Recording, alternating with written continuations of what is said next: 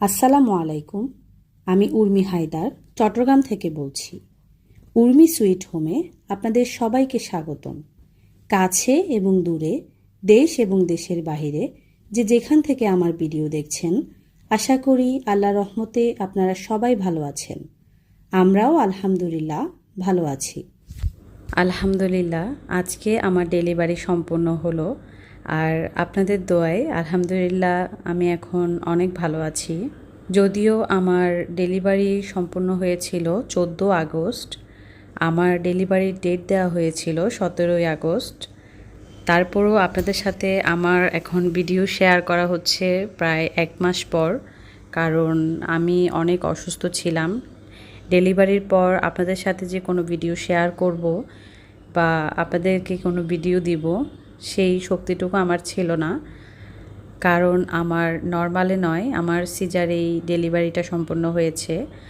আর আলহামদুলিল্লাহ এখন আমার বাচ্চা আমি দুজনেই সুস্থ আছি।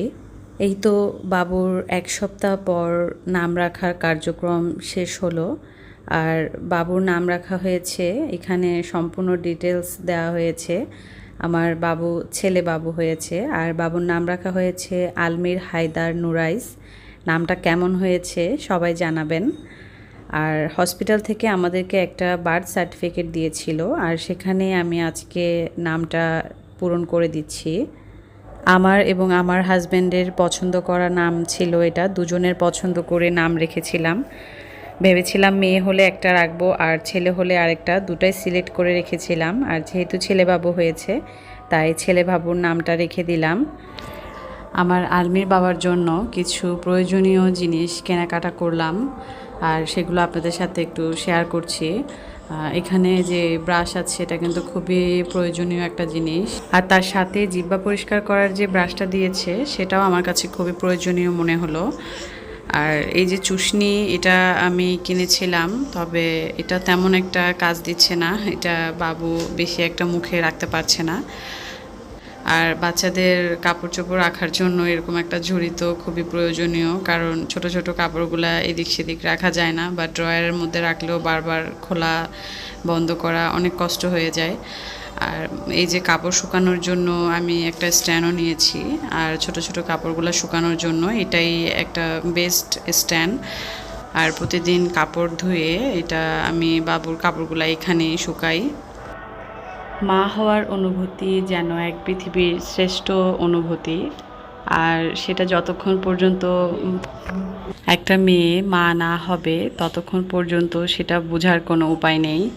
ছোট থেকে শুনে এসেছি যে মারা নিজেরা না খেয়ে বাচ্চাদেরকে খাওয়ায়, নিজেরা কষ্ট করে বাচ্চাদেরকে কষ্ট করতে দেয় না, আর সেটা শুধু মুখের কথাই শুনেছি, তবে সেটা এখন নিজেই অনুভব করতে পারছি যে আসলে কথাটার কতটুকু গুরুত্ব। আপনারা সবাই আমার ছেলের জন্য দোয়া করবেন, আল্লাহ যেন আমার ছেলেকে সুস্থতা দান করে। গতবার কিছু প্যাম্পাস অর্ডার করার পরে আমি সিলেক্ট করেছি যে এবার আমি প্যান্ট সিস্টেম প্যাম্পাসই নিব, তাই অনলাইন থেকে আবারও আমি 50 পিসের থাই প্যাম্পাসটা অর্ডার করে নিলাম। আর সেটা গুনে নিচ্ছি, কারণ অনলাইনের বিষয়ে ওরা তো একটু কম বেশি এদিক সেদিক করে দেয়। এখনও পর্যন্ত যদি আপনি আমার ভিডিও দেখে থাকেন এবং ভিডিওর কোনো অংশ যদি আপনার ভালো লেগে যায়, তাহলে প্লিজ একটি লাইক করবেন। আপনি যদি আমার চ্যানেলে নতুন হয়ে থাকেন তাহলে চ্যানেলটি সাবস্ক্রাইব করে দিবেন। আপনি যদি ফেসবুক থেকে দেখে থাকেন তাহলে ফেসবুক পেজটি ফলো করে দিবেন।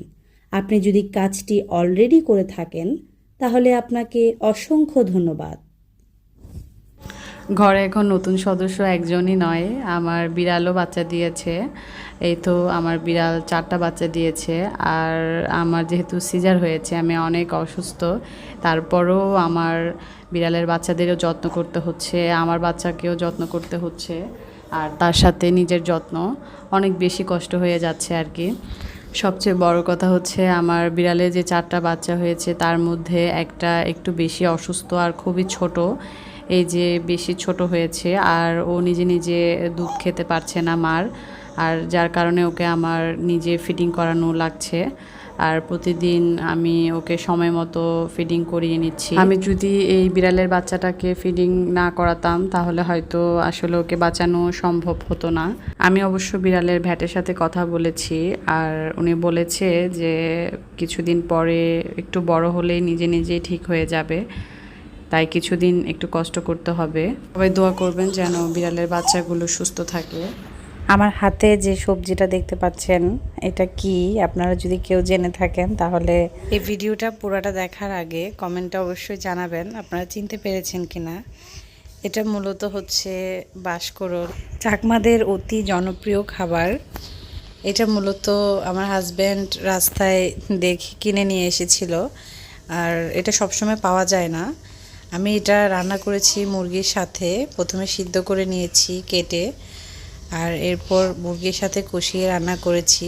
বেশ ভালোই হয়েছে খেতে, তেমন একটা খারাপ হয়নি। এর আগে আমার একটা চাকমা ফ্রেন্ড ছিল, আমি ওর বাসায় খেয়েছিলাম। চাকমারা মূলত এটা সিদ্ধ করেও খায়, মুরগি দিয়ে রান্না করেও খায়, আবার তার সাথে কিন্তু তাদের মরিচের ভর্তা থাকে। আপনারা বাঁশকরল খেয়েছেন কিনা জানাবেন, আর আপনাদের কাছে কেমন লেগেছে তাও জানাবেন। আজকে এই পর্যন্তই, সবাই ভালো থাকবেন, সুস্থ থাকবেন। আল্লাহ হাফেজ, আসসালামু আলাইকুম।